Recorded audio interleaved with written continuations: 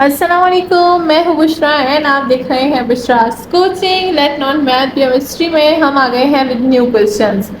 Potential functions का question जो है वो ख़त्म हो गया है, बट इन्वॉल्व जो होंगे वो आगे के फंक्शंस में, आगे के क्वेश्चंस में भी इन्वॉल्व होगा। ठीक है, जैसे कि इस क्वेश्चन में यहाँ पर हम लोग करेंगे evaluating the line integral. Line integral को किस तरह से एवेल्यूएट किया जाता है उसके मैंने 3 स्टेप्स यहाँ पर लिखे हुए हैं ताकि हमारा टाइम जो है वो थोड़ा सा बच जाए। ठीक है, सो स्टेप 1 में हम जो है वेरीफाई करेंगे कि जो गिवन हमारे पास डिफरेंशियल इक्वेशन है क्या वो हमारे पास एग्जैक्ट है। एग्जैक्ट के लिए यहाँ पर हमारे पास एक प्रॉपर्टी है, वो हम लोग जो है वो डिस्कस करेंगे। ठीक है, एंड एग्जैक्ट फंक्शंस हम लोग जो है ओडीई में भी काफ़ी ज़्यादा कर चुके हैं, उसकी एक्सरसाइजेज है। तो अगर किसी ने एग्जैक्ट फंक्शन पे क्वेश्चन सॉल्व करने हैं तो वो हमारे आई टाइप पर जाकर देख सकते हैं। कारवान की मैथमेटिकल टेक्निक्स है जिसमें हमने एग्जैक्ट इक्वेशंस काफ़ी ज़्यादा सॉल्व किए हुए हैं। देन स्टेप 2 में हमने पोटेंशियल फंक्शन फाइंड करना है ऑफ द गिवन फंक्शन। ठीक है, ठीक है, तो ये गिवन फंक्शन जो होगा इसका हम लोग जो है पोटेंशियल फंक्शन फाइंड करेंगे। देन हम लोग एवेल्यूएट करेंगे लाइन इंटीग्रल को। This is our last step. सही, तो चलिए स्टार्ट करते हैं एग्जैक्ट फॉर्म से, देखते हैं कि क्या ये एग्जैक्ट फॉर्म है या नहीं। तो जल्दी से चैनल को सब्सक्राइब कर दीजिए अगर अभी तक आपने नहीं किया।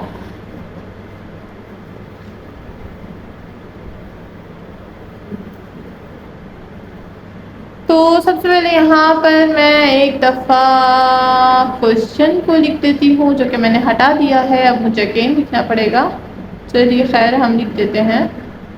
कहाँ गया? यस, जो कि था हमारे पास 2 0 0 0 2 3 -6 2x dx plus 2y dy plus 2z dz। ठीक है, तो हमारे पास गिवन फंक्शन है। सबसे पहले ये चेक करेंगे कि क्या ये हमारे पास एग्जैक्ट है या नहीं। तो एग्जैक्ट के लिए हमारे पास एक फॉर्म होती है जिसको हम बोलते हैं क्या। लेट्स सी, मैं यहाँ पर फॉर्म लिखूंगी। पहले m n और p लिख देते हैं। देखें हमारे पास जो है वो m क्या होता है, n क्या होता है और p क्या होता है। पहले हम लोग ये डिस्कस कर लेते हैं। m जो होता है हमारे पास वो हमारे पास d ऑफ x का टर्म होता है, यानी इसको हम m बोलते हैं। ठीक है, इसको हम n बोलते हैं, इसको हम p बोलते हैं। ठीक है, z वाले टर्म को p, n वाले टर्म को जो है y और x वाले टर्म को m बोलते हैं। ठीक है, so these are the m, n and p. Now I will write the formula for testing the exactness of the given exponents. ठीक है, तो चलिए फॉर्मूला लिखते हैं।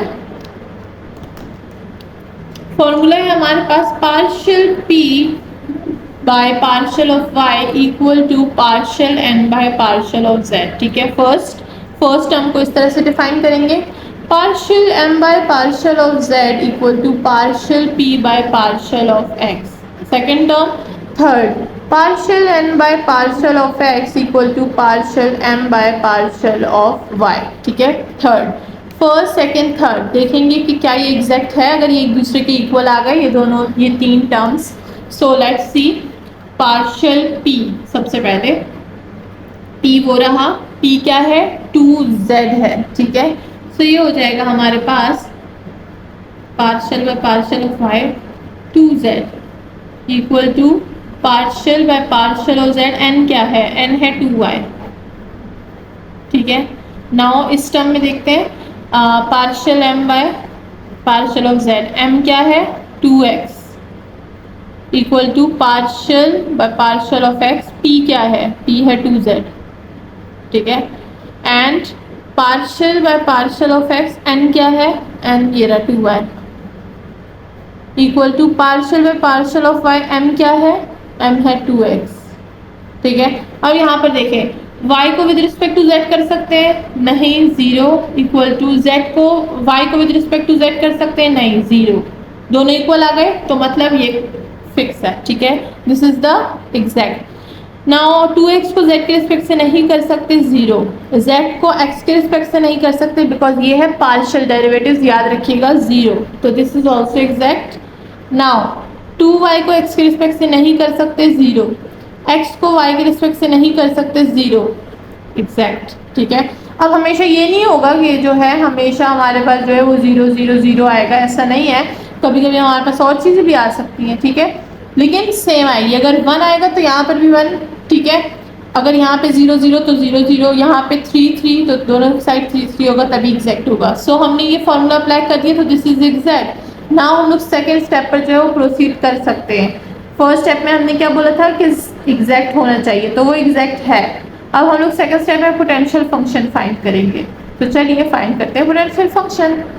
और अगर आपने देखा हो तो पोटेंशियल फंक्शन में मैंने क्या किया था, मैंने एफ लिखा था, जो स्टेप मैंने लिखा था ना नीचे, उधर मैंने लिखा था एफ एक्स वाई, मैंने फाई लिखा था, तो आप फाई भी लिख सकते हैं, इट डजेंट मैटर, लेकिन जो है ये आप पे डिपेंड करता है कि आप फाई यूज़ करें या एफ यूज़ करें। बट यहाँ पर हम क्या कर रहे हैं, हम जो है इक्वेशन लाइन इंटीग्रल लाइन कर रहे हैं ना, तो हम लोग एफ यूज़ कर लेंगे ताकि डिफरेंस रहे ना कि हम लोग यहाँ पर पोटेंशियल फंक्शन के बाद भी कोई काम करेंगे, ठीक है। सो यहाँ पर हम लोग क्या करेंगे, अब स्टेप 2 पर जाएंगे और पोटेंशियल फंक्शन फाइंड करेंगे। Step 2 potential function f of x y and z. उधर हम लोग जो है partial phi by partial of x करते थे, अब यहाँ पर partial f by partial of x एक, partial f by partial of y दो, and partial f by partial of z करेंगे, ठीक है। और ये बिल्कुल सेम है, एक्स के लिए एक्स वाला टर्म यानी ये होगा एम एन पी, ठीक है। सो ये हो जाएगा एम एन और ये हो जाएगा पी। एम क्या है, एम है 2x, एन क्या है, एन है 2y, और z क्या है 2z है, ठीक है। So these are our functions.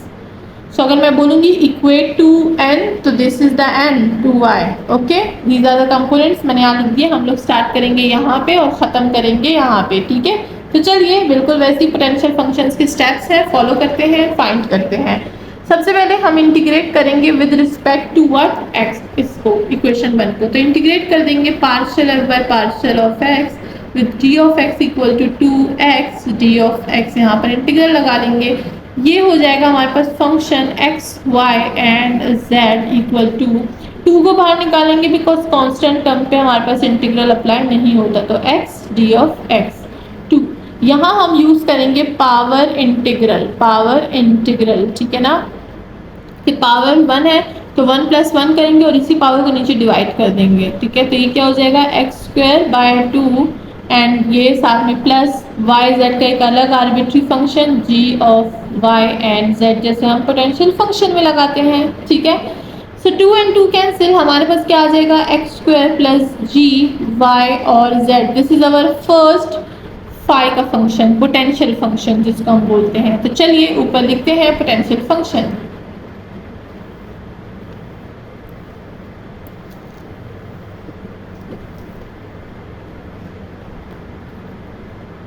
सो क्या था, x y एंड z, ठीक है। हमारे पास क्या निकला, x² + g y और z, इसको हम स्टार फंक्शन बोल देंगे, ठीक है। हमारे पास फर्स्ट जो है पोटेंशियल फंक्शन आ चुका है। अब हमने क्या करना है, g ऑफ y z करना है। तो हम क्या करेंगे, हम करेंगे डिफरेंशिएट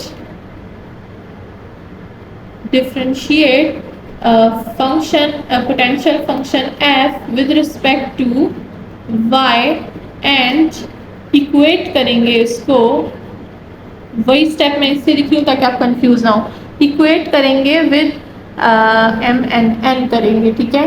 सो चलिए ये हो जाएगा हमारे पास partial f by partial of y equal to n, क्या था, वो था 2y, ठीक है।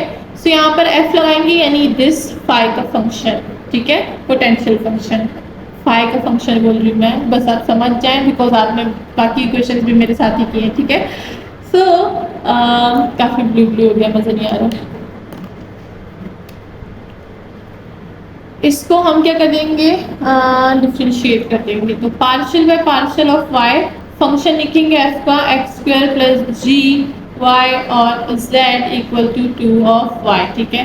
तो x with respect to y नहीं कर सकते, ये टर्म हो जाएगी 0, ये हो जाएगा partial g by y z divide partial y equal to 2 of y।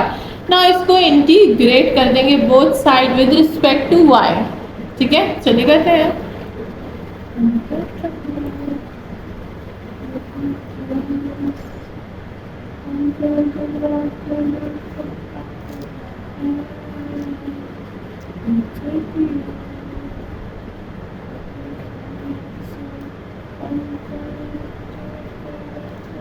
सो ये हो गया हमारे पास, हमारा फंक्शन आ गया है। ये हो जाएगा हमारे पास क्या, फंक्शन।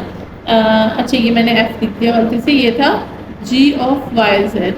ठीक है, तो ये हो जाएगा हमारे पास g ऑफ वाई जेड, जैसे कि हम पोटेंशियल फंक्शन में करते आ रहे हैं। 2 को बाहर निकाल दें, integral y d of y power integral लगेगा यहाँ पे, जो कि होगा 2 y square divides 2 plus h के लिए एक नया arbitrary function h of z। 2 cancel, हमारे पास आ गया y square plus h of z। इसको लगाएंगे हम अपने पोटेंशियल फंक्शन में, यानी यहाँ पे। तो चलिए पुट करते हैं इसको।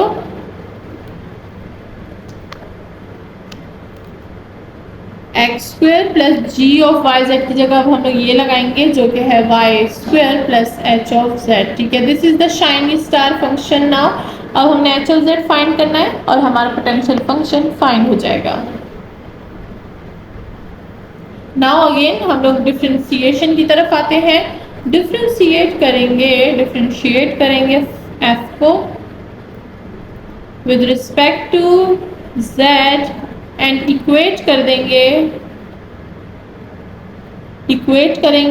With equate to p. ठीक है ना, सो ये हो जाएगा हमारे पास partial f by partial of z equal to, हमारे पास वो क्या था, 2z था। ठीक है, p। चलिए यहाँ पर f पुट कर देते हैं। f क्या है, ये रहा, x square plus y square plus h of z equal to 2 of z. ये हो जाएगा 0 बिकॉज z के रिस्पेक्ट से नहीं कर सकते, y को भी z के रिस्पेक्ट से नहीं कर सकते, तो हमारे पास आ जाएगा partial by partial of z h of z equal to 2z। Integrate करेंगे both sides with respect to z, तो हमारे पास क्या आ जाएगा, हमारे पास आ जाएगा h of z equal to 2 और z d of z again power, तो ये हो जाएगा 2z square by 2 plus constant c।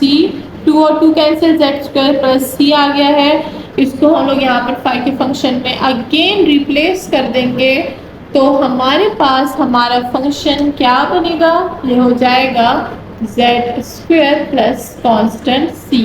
तो यानी हमारा potential function capital shiny star जो है वो आ चुका है। और नाउ हम अपना लास्ट बट नॉट लीस्ट काम यहीं पे करेंगे अब। ठीक है, वो क्या है, वो है इंटीग्रल लाइन को एवेल्यूएट करना। ठीक है, दिस इज द वाई। सो अब हम क्या करेंगे, इंटीग्रल को एवेल्यूएट करेंगे, इंटीग्रल लाइन को एवेल्यूएट करेंगे। वो किस तरह से करेंगे, ये जो हमने पोटेंशियल फंक्शन फाइंड किया है, इसी में हम लोग अब जो है वो इंटीग्रल लाइन को एवेल्यूएट करेंगे। इसको किस तरह से लिखेंगे, चलिए आइए देखते हैं। इसको हम लोग जो है रिप्रेजेंट करेंगे विद पोटेंशियल फंक्शन। तो यहाँ पर आप जो है एक अच्छी सी स्टेटमेंट लिख दीजिए, जैसे कि since the differential form is exact we can evaluate the line integral using the potential function that is c 2x d of x plus 2y d of y plus 2z d of z equal to f। हमारे पास जो थे वो क्या थे, एक lower था, एक अपर था। हम लोग अपर को माइनस करेंगे लोअर से, याद रखिएगा। अपर को माइनस करते हैं लोअर से, 2 3 माइनस 6 माइनस f विथ 0 0 0। ठीक है, अपर वाले को माइनस करेंगे लोअर लिमिट से इन फंक्शन। फंक्शन क्या है, दिस पोटेंशियल फंक्शन की बात हो रही है। ठीक है, तो चलिए दोनों को फाइंड करते हैं। सो पहले हम लोग जो है 2 3 माइनस 6 पुट करेंगे, देन हम लोग 0 0 0 पुट करेंगे और फिर उधर पुट कर देंगे। सो ये हो जाएगा हमारे पास 2 का स्क्वायर प्लस ये हो जाएगा 3 का स्क्वायर प्लस माइनस 6 का स्क्वायर। ठीक है, देखिए मैंने क्या किया, x ये x की वैल्यू होती है, ये y की होती है, ये z की होती है। तो x की वैल्यू मैंने x की जगह लगाई, y की वैल्यू मैंने y की जगह लगाई, z की वैल्यू मैंने z की जगह लगाई। ठीक है, तो यहाँ पर अगर हमें पता हो तो 2 का स्क्वायर क्या होता है 4, प्लस 3 का स्क्वायर क्या होता है 9, प्लस -6 का स्क्वायर क्या होता है 36। पॉजिटिव 36 याद रखिएगा, जब भी नेगेटिव चीज़ पे स्क्वायर लगता है हमारे पास, कोई भी इवन पावर लगती है तो वो पॉजिटिव होता है। इक्वल टू ये क्या हो जाएगा, ये हो जाएगा 49, और 0 का स्क्वायर प्लस 0 का स्क्वायर प्लस 0 का स्क्वायर इक्वल टू 0। तो हम यहाँ पर पुट करते हैं, ये हो जाएगा हमारे पास 49 minus 0 equal to 49, and this is it. हमारे पास इंटीग्रल इवैल्यूएट हो चुका है, जो कि है हमारे पास क्या 9। सो द इंटीग्रल इवैल्यूएट्स टू 9, यहाँ पर आपने रिजल्ट में लिख देना है। एक दफ़ा लिख देती हूँ मैं। So the integral evaluates to 49, and that's all. हमारा क्वेश्चन सॉल्व हो गया है।